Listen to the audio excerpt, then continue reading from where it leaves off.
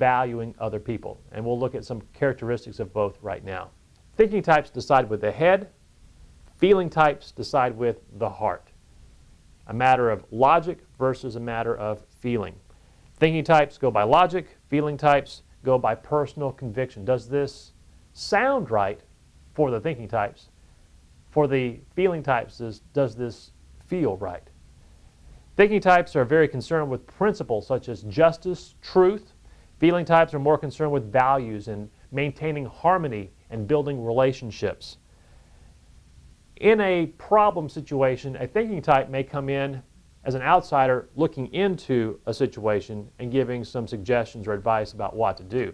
A feeling type, if there's a problem or a conflict, the feeling type may get right in the middle of things and try to work things through because they value that harmonious relationship between people.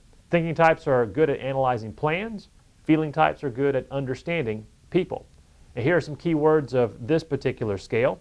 Thinking types, again, decide with the head. Feeling types with the heart.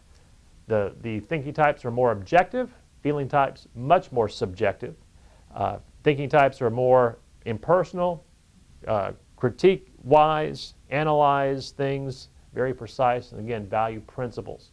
Feeling types more caring, personal, harmonious, empathetic with people, and very concerned with values. On this particular scale, where do you find you are? The last scale is judgment and perception. Now, when you hear the word judgment, you may think judging, as in judging somebody, but that's not what is meant here.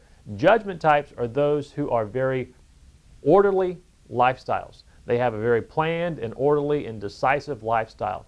Perceptive types are a little bit more flexible, spontaneous, and adaptable.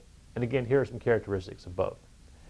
Judgment types, if you look at this slide, and this is your refrigerator or your where you keep your clothes, very orderly, very organized, you may be a judgment type. If you see the slide there for the perceptive type, where it's a little bit more flexible, that may be a good characteristic or a good idea of which one that you fall into there. Judgment types are more definite, orderly, structured. Perceptive types are very go-with-the-flow type people. They will go here, they will go there, very easy to follow, easy to go with the flow. Judgment types enjoy having life under control. Step by step, very list-oriented. They like those check-offs to every list that they have.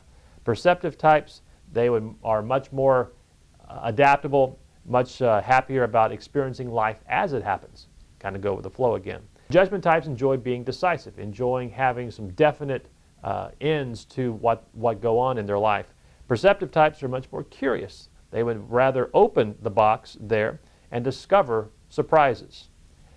Judgment types love clear limits and categories, and perceptive types like freedom to explore without limits. Judgment types enjoy coming to closure on projects.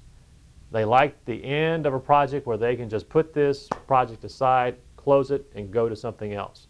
Perceptive types, they much rather keep that door open. They don't like closure. They would much rather maintain that openness and keep going on a particular project. Judgment types handle deadlines by planning in advance for the deadline. If something is due on a Friday afternoon, they'll have a plan to get that done way before the deadline. Perceptive types, they handle that with a last-minute rush. Some keywords for this scale. Judgment types, organized, structured, productive, deadline-oriented. Perceptive types, more flexible, go with the flow, curious, enjoy discoveries, they like to experience things in a more spontaneous manner. On this scale, again, take your pen. Where do you find that you are on this scale? All right, now look back on all four scales that we've gone through so far.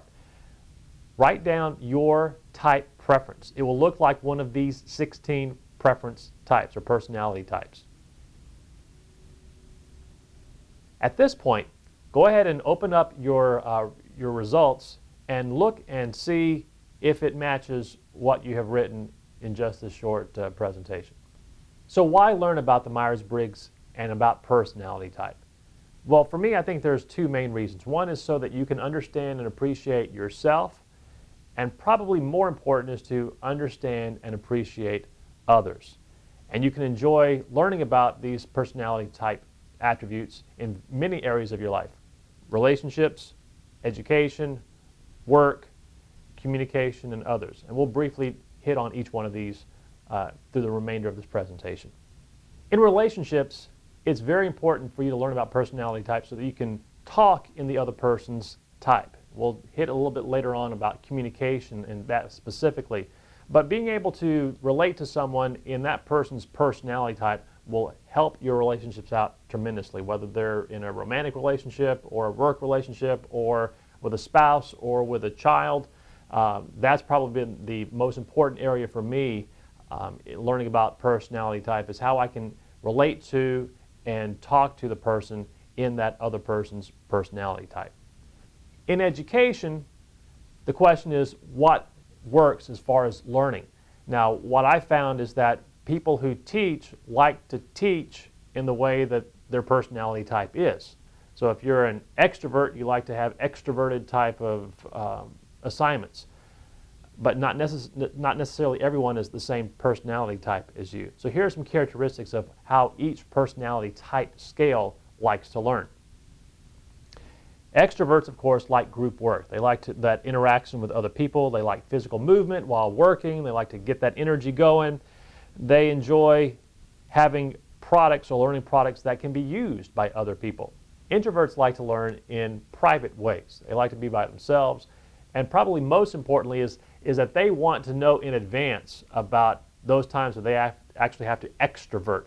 Those times when you have a group project, or more importantly, when you have them in front of a group in classroom or a board meeting of that type, and they actually have to do some speaking. They like to know that in advance if at all possible so that they can prepare to extrovert. For sensing and intuitives, sensing types like hands-on material, again, because they like things that are very definite. They like to use skills. They're hands-on. Intuitives, that's not them at all. They would rather have something that's fresh, that's new, something where they can be imaginative, that they can tackle new skills, learn different things, and that they have some direction or choice in the work that they pursue. Again, part of that curiosity and imaginative nature that they have. Thinking types, what works best for them in the learning environment are logically constructed subject matter. They want a step-by-step process, what sounds logical to them. Whereas feeling types, they want subject matter that they care deeply about and that they can apply, that has an impact, a positive impact on people around them. So they would want to have something that is important to them that they can then take and maybe go out into the community and work with other people on developing those relationships. Finally, the judging and perceptive types. Judging like the teachers who are very organized, because that's how they are.